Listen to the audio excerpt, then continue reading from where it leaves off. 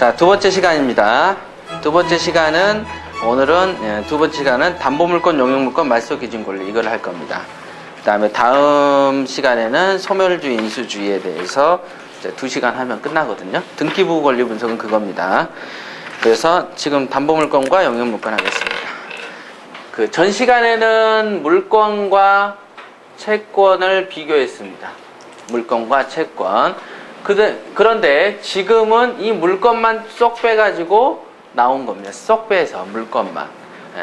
그러니까 물건을 딱 보면 우리가 물권법에 어떤 내용이 제일 먼저 나오냐면 소유권 개념이 제일 먼저 나옵니다. 물건에 대해서 이게 이제 내 집이다. 이건 내 거다. 내 차다. 내 집이다. 이거죠. 내 거다라는 표현이 소유권을 말하는 겁니다. 그래서 법에 의하면 이거 제가 만든 거 아니니까 외워도 됩니다. 소유권이라는 거는 물건을 사용하거나 수익하거나 처분하는 거를 지 맘대로 하는 거를 소유권이라고 합니다. 사용, 수익, 처분. 그러니까 법을 공부한 사람들도 사용, 수익, 처분을 내가 하는데 어쩌고 저쩌고 저쩌고 하면 다른 사람들이 법대 나오셨어요? 이렇게 물어봅니다. 그런데 저는 전공이 아닌데요? 이렇게 얘기하면 우와 어디서 그렇게 대단한 지식을 배우셨어요? 뭐 이런 소리 바로 듣습니다.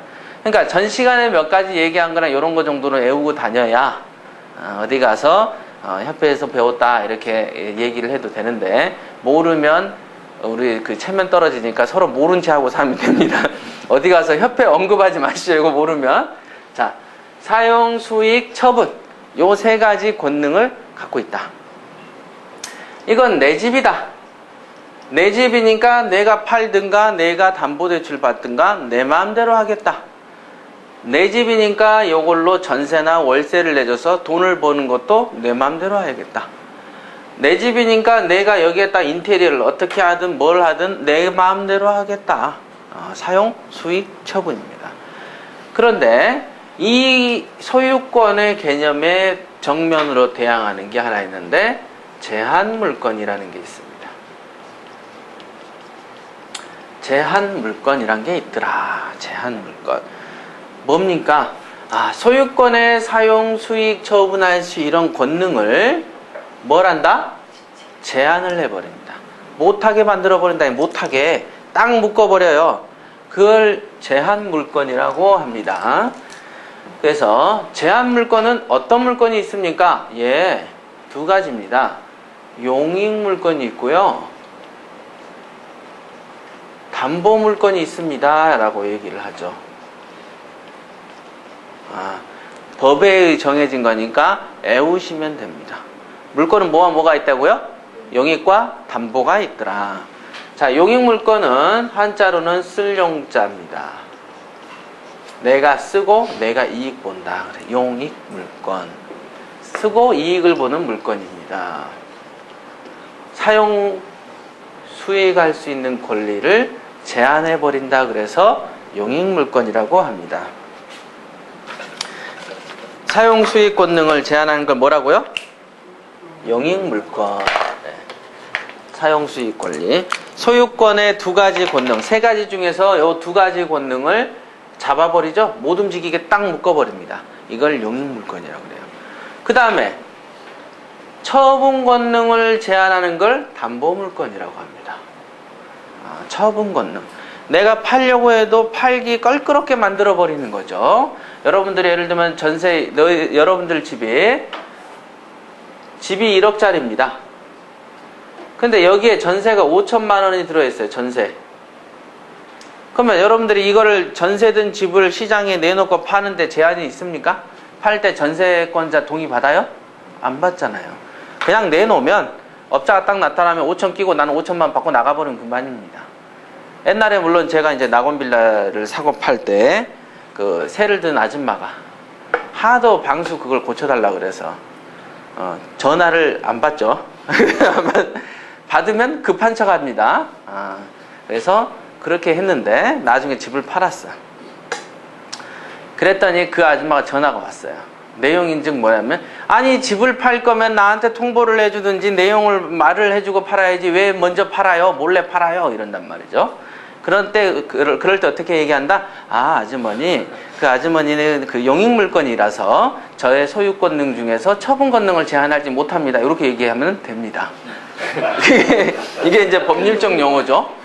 아, 소유권에 세 가지가 있는데 아주머니가 사는 용익물건은 저의 처분권능을 제한하지 못하고요. 제가 동의 없이 막 팔아도 됩니다. 이렇게 얘기를 했었어요. 그러니까 아줌마가 허참하면서 또 끊었다. 그죠? 자, 그런데 담보물건은 어떻다? 왜 용익물건은 단적인 예로 이제 이 예도 이해가 되시죠? 예 1번, 예 2번은 여러분들이 5천만 원짜리 전세를 이렇게 딱 사는데 1억은 필요 없고, 자, 여러분들 집이에요. 여러분들 집인데 어제 5천만 원짜리 전세 계약을 내줬어요. 자, 그런 다음에 내가 이제 원래 사는 집은 따로 있지만 근처에서 친구를 만나서 술을 마셨어요. 그러니까 졸리고 피곤하죠? 그럼 가까운 데 집 있는 게 가면 좋습니까? 먼 데 가면 좋습니까? 가까운 데 가야지. 피곤한데. 그래서 이 집에 키를 따고 들어갑니다. 5천 내주고 가까운 데니까. 그럼 뭐라고 합니까? 여기 사는 전세권자들이 고소를 합니다. 112를 불러. 그러면은 경찰차가 와서 픽업을 해갑니다. 이렇게 딱. 그러죠? 그러면 뭐라고 합니까? 야, 이거 내 집인데 내 집에 내가 가는데 왜 이 난리야? 그러면 그때 뭐라고 한다고요? 전세권자가? 아, 이건 용익물건이라서요. 그 집주인의 사용하고 수익권능이 제한되는 겁니다. 라고 얘기하면 되는 거죠. 그러니까 모든 사람이 법률가면 이렇게 좋은데, 그죠? 자, 소유권의 사용 수익. 내 집에 내가 가는데도 전세, 용익물건을 내줬다 보니까 내가 마음대로 쓰지도 못하고 들어가지도 못하고 그렇게 제한이 돼버리더라 이거죠. 이거를 용익물건이라 합니다. 이해되시죠? 이 두 가지만 딱 들어봐도 이해가 됩니다. 자, 그럼 담보물건이라는 게 어떤 거냐? 담보물건은 대표적인 게 뭡니까? 유치권이죠? 예를 들면 유치권자가 하나 들어와 살아요. 여기 주인이고 여러분들이 1억짜리 유치권 1,000만 원 이렇게 딱 되면 여러분들이 1억짜리 집을 아까 전세 사는 집은 막내놔도 됐죠? 아무도 브레이크를 안 걸었다 이거죠. 근데 유치권 1,000만 원 들어있는 집을 팔라고 내놓으면 중개업자가 안 판다 그럽니다. 문제가 있으니까 유치권 해결하고 오세요 이렇게 얘기합니다. 그죠? 이유가 뭘까요? 5천짜리도 아니고 꼴랑 1,000만 원 들었는데 유치권자 동의받고 오세요. 유치권자한테 돈 주고 해결하고 오세요. 이런단 말이에요. 집주인한테.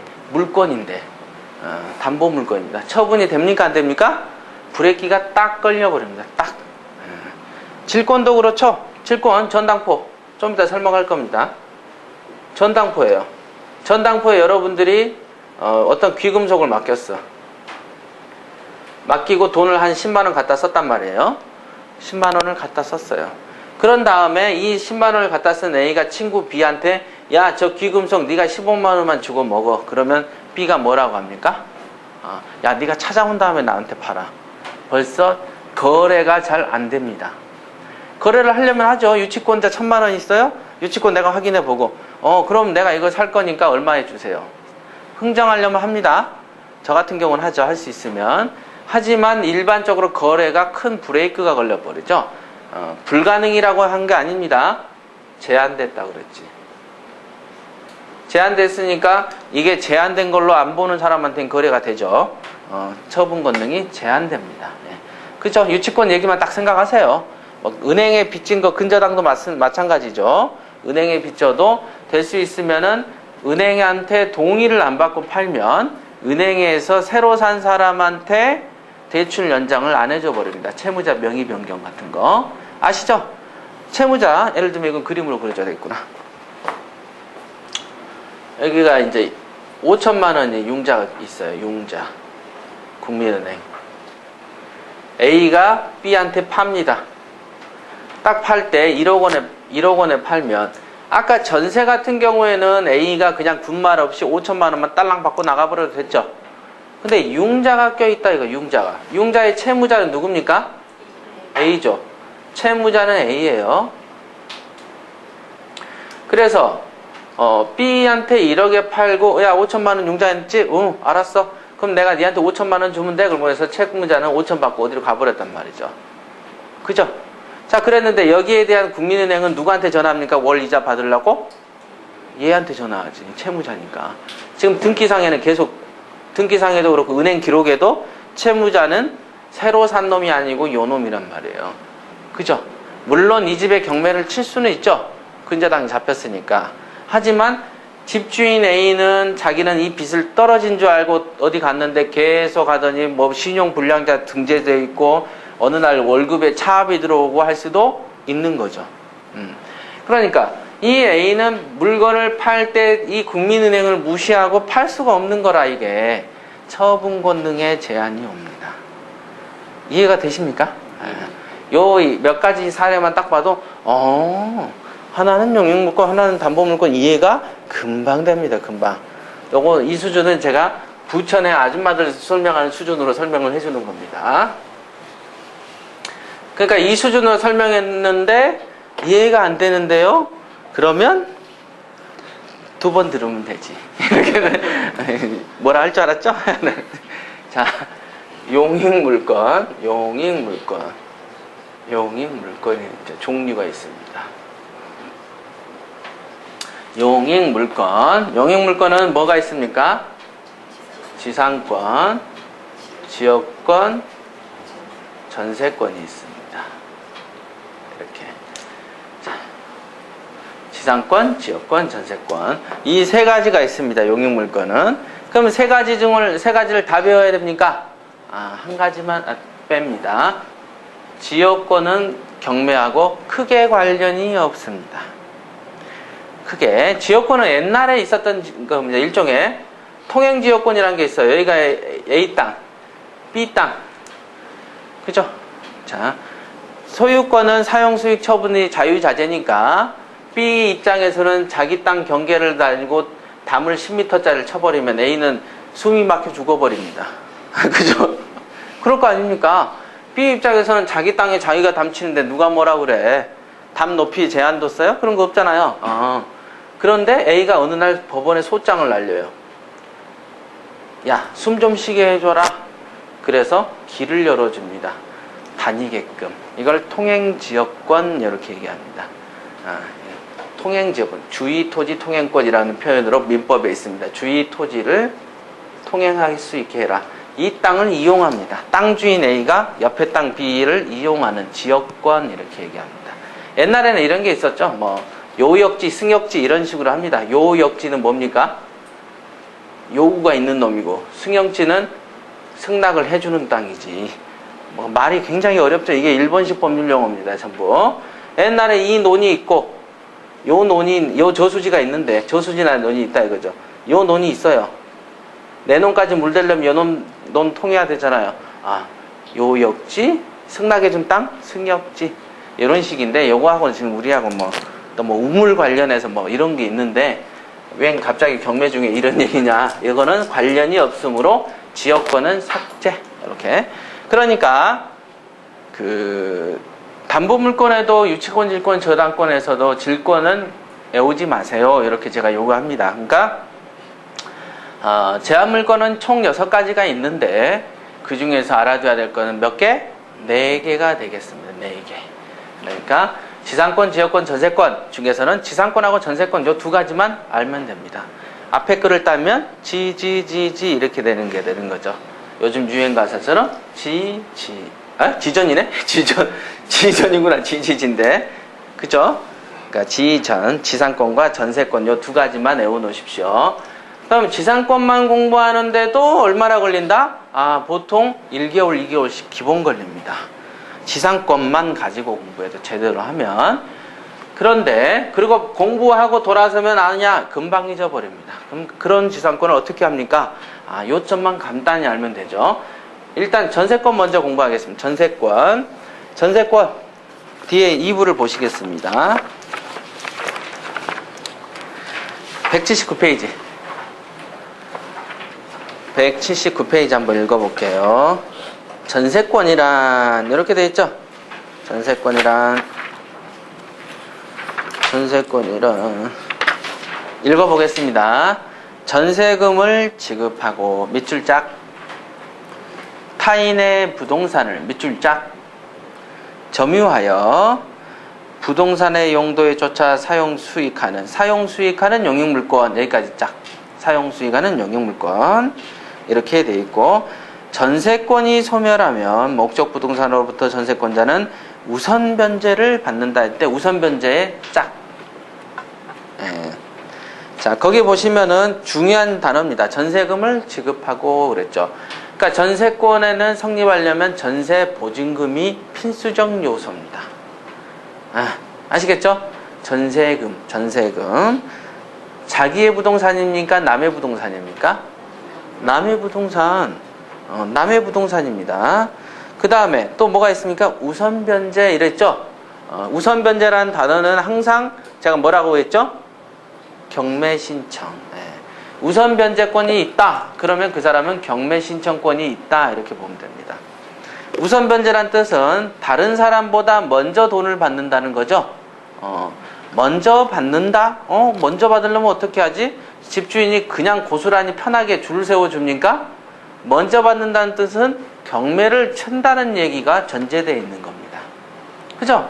경매를 쳤어야 우선 받지. 안 그렇고 집주인이 지금도 안 주는데 언제 우선 줘? 팔았으니까 주는 거지. 그러니까 우선 변제라는 거는 경매 신청권이라는 게 전제되어 있다 이겁니다. 그러니까 누군가가 물어보면 전세 들었어요? 그러면 전세권 등기하셨어요? 예, 전세 등기되어 있는데요. 집주인이 돈을 안 줘요. 경매 신청하세요. 이런 정도로 상담해주면 법무사급입니다. 아까는 그거 알면 고시생급이라 그랬고 요 정도는 법무사급이야. 무슨 말인지 아시겠죠? 그러니까 유식한 척 하려면 요점 정리 딱 해놓고 외우라니까. 이게 전세권입니다. 전세권. 그래서 이제 180페이지 보시면 전세권자는 그 담보물권서는 읽어보겠습니다. 전세권자는 전세금에 관하여 우선 변제를 받는다. 즉 전세권자는 부동산 전부에 대하여 후순위 권리자 기타 채권자보다 전세금의 우선 변제를 받을 권리가 있다. 이렇게 되어 있습니다. 318조 전세권 설정자가 반환을 지체할 때는 전세권 목적물을 어떤다? 경매 청구할 수 있다. 그러니까 우선 변제 뜻은 단순히 그겁니다. 우선 변제라는 건 그런 것이다. 그런 것입니다. 우선 변제. 자, 전세권은 타인의 부동산입니다. 자, 그러니까 건물만 될까요? 토지도 될까요? 토지도 됩니다. 타인의 건물을 이런 표현 안 했죠? 타인의 토지와 건물을. 그러니까 토지에도 전세가 되더라. 토지 전세 산다. 그러니까 토지 전세 받아서 주차장을 열 수도 있는 것이고 남의 땅을. 그래서 그걸로 뭐 임대차를 할 수도 있지만 전세도 되더라. 그죠? 건물도 타인의 부동산을 전세금을 지급하고 이렇게 하는 겁니다. 요거면은 됩니다. 그리고 사용 수익하는 겁니다. 아시겠죠? 자, 전세권에 대해서 공부할 때 알아둬야 될 논점이 있습니다. 임대차와의 구별. 임대차와의 구별 해놓고 채권적 전세가 있고요. 물권적 전세가 있습니다. 논점입니다. 논점. 채권적 전세와 물권적 전세가 있습니다. 여기서 말하는 전세권, 이 표현은 물권적 전세입니까? 채권적 전세입니까? 물권적. 물권적 전세입니다. 왜? 나 물권 얘기하고 앉아 있었잖아요. 물권에 대한 얘기니까 물권적 전세권이 되겠습니다. 자, 물권적 전세권이 타인의 부동산을 전세금을 하고 등기가 되어야 되겠죠? 등기. 이 채권적 전세는 우리가 흔히 알고 있는 나 전세 산다? 요런 표현입니다. 이거는 임대차 관계입니다.